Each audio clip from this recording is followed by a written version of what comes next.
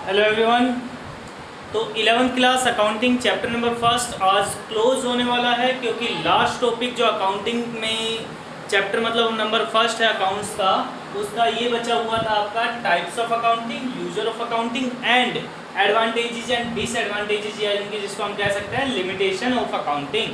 तो आज मैं स्टार्ट करवाने वाला हूँ सबसे पहले टाइप्स ऑफ अकाउंटिंग। ओके, तो सबसे पहले टाइप्स ऑफ अकाउंटिंग में आप देखोगे तो 5 टाइप्स हमारे पास होते हैं। सीरियल वाइज मैंने चेंज कर दिया, सीरियल वाइज यहाँ से स्टार्ट था। Financial accounting, post accounting, management accounting, tax accounting and social responsibility accounting. तो सबसे पहले मैं बात करता हूँ सोशल रेस्पॉन्सिबिलिटी अकाउंटिंग की। तो एक बिजनेस जो भी होता है वो कहाँ पर सबसे पहले ये बताइए स्थापित होता है? सबसे पहले वो कहीं ना कहीं किसी न किसी प्लेस पर होता होगा, और वो प्लेस जहाँ पर वो रन कर रहा है बिजनेस, यानी कि जहाँ पर मैन्युफैक्चरिंग प्रोडक्शन या फिर कुछ भी हो रहा है, उसके आस पास वो किसी न किसी प्लेस पे होगा। तो उसके आसपास कोई ना कोई तो हमारे पास गांव शहर होगा ना, जिसकी हेल्प वो लेता होगा ज़रूर। तो उस बिजनेस की भी ये रेस्पॉन्सिबिलिटी बनती है कि वो उस गांव को, शहर को, जो उसके आसपास है, उनको भी हमारे पास कुछ ना कुछ प्रोवाइड करे। जैसे अच्छा वातावरण, और हम कह सकते हैं यानी कि एनवायरनमेंट, ठीक है। और हम कह सकते हैं हमारे पास एम्प्लॉयमेंट यानी कि रोजगार।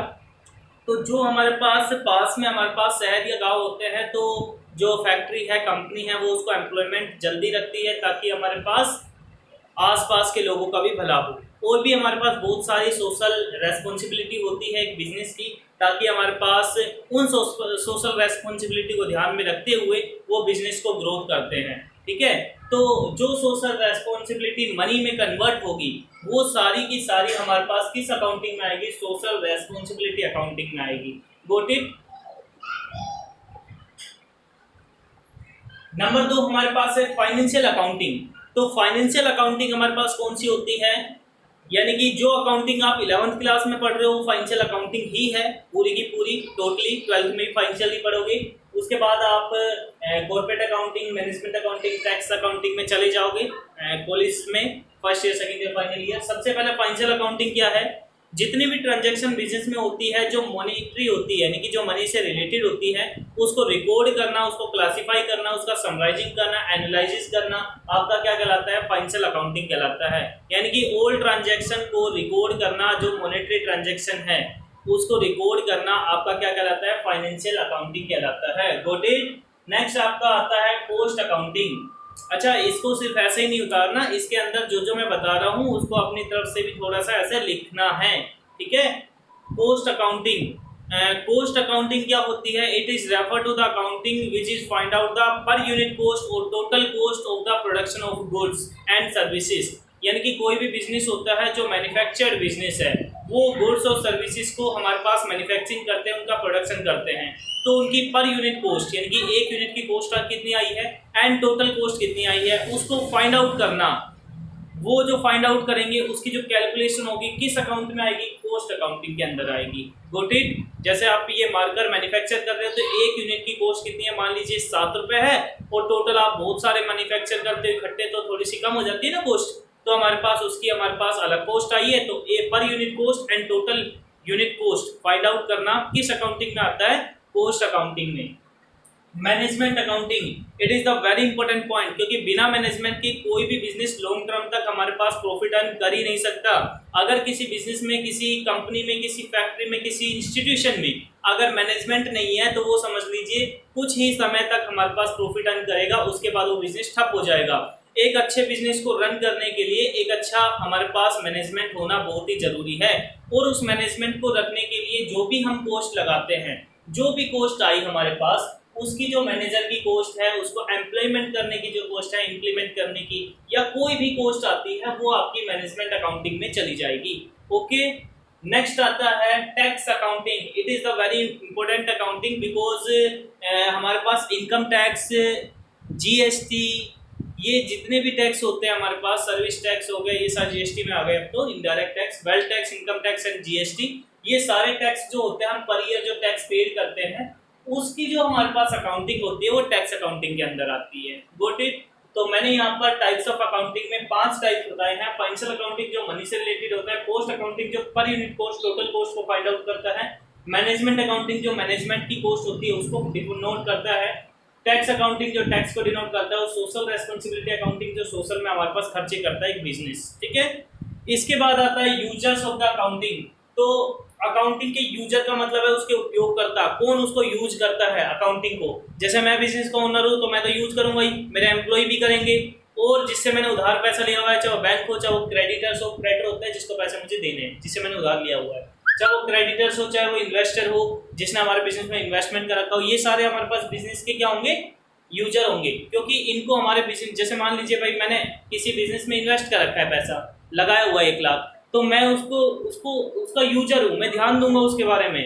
कहीं वो बिजनेस डूब गया तो मेरा भी तो पैसे का लॉस है ना, इसलिए इन्वेस्टर, गवर्नमेंट, बैंक जिससे हमने पैसे उधार लिए वो सारी हमारे यूजर्स है। तो यूजर ऑफ अकाउंटिंग में 2 आते हैं, एक इंटरनल यूजर, एक एक्सटर्नल यूजर। इंटरनल यूजर में आता है ओनर, सबसे पहले बिजनेस का ओनर जो होता है वो उसका इंटरनल यूजर होता है।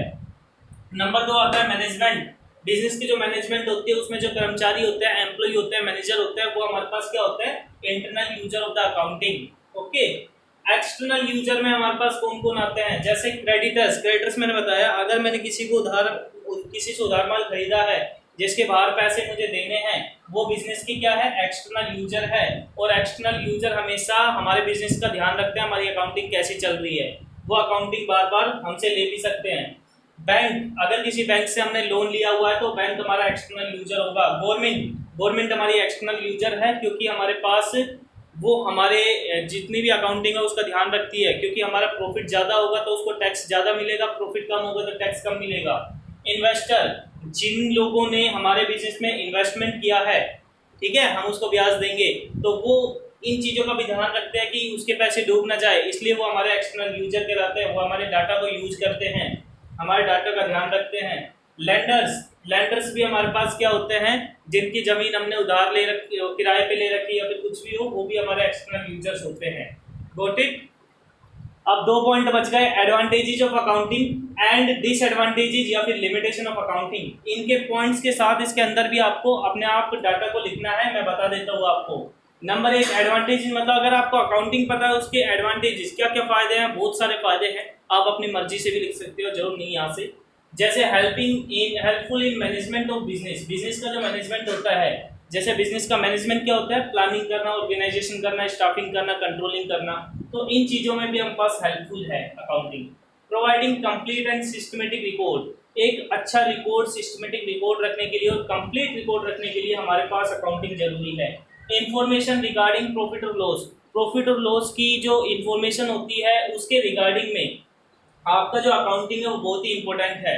Information regarding financial position, firm की जो फाइनेंशियल पोजीशन कैसी चल रही है, फर्म की फाइनेंशियल पोजीशन अच्छी है नहीं है, असेट्स ज़्यादा है फर्म के पास, लायबिलिटी कम है, इसका मतलब फर्म की फाइनेंशियल पोजीशन अच्छी है, वो अपनी लायबिलिटी यानी कि लायबिलिटी मतलब भुगतान करने में समर्थ है, तो फर्म की फाइनेंशियल पोजीशन उसकी अकाउंटिंग से पता लगती है, क्योंकि अकाउंटिंग बताता है उसकी फाइनेंशियल पोजीशन कैसी है। कंपैरेटिव स्टडी, आप अकाउंटिंग करने से कंपेयर भी कर सकते हो, कंपेरेटिव मतलब कंपेयर करना, तुलना भी कर सकते हो कि पिछले साल आपको इतना प्रॉफिट हुआ, इस साल प्रॉफिट इतना हो रहा है, तो आपका जो प्रॉफिट है पिछले साल की तुलना में इस साल अच्छा है या नहीं है।